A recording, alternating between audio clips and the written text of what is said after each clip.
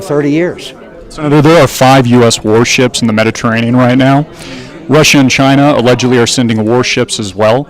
Russia, China, and Iran have warned the United States of catastrophic consequences if the United States attacks Syria. What are your thoughts on that?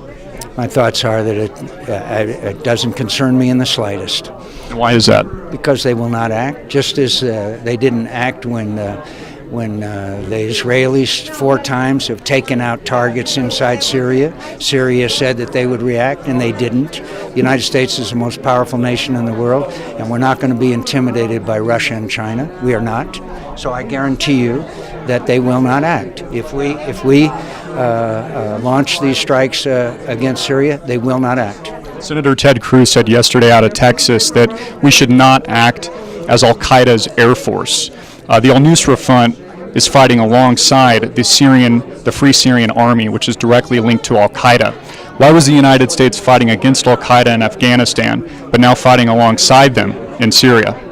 Because your statement is totally false. Your statement could not be more false. That isn't false. That's been well documented. No, your statement is false. So if you want to say that it's not, I'm entitled to say your statement is false. I've been in Syria. Have you been in Syria?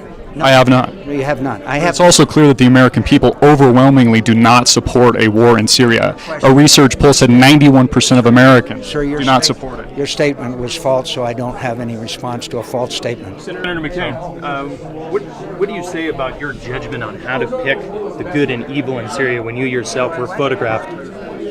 How do we trust your judgment, picking the good and the evil in photograph with someone because it appeared in an al-Qaeda newspaper in Lebanon? It appeared in the Guardian newspaper.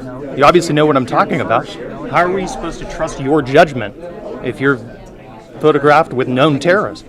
I have never had anything to do with known terrorists, and I'm offended by your question. Senator, some people believe that there will never be peace in the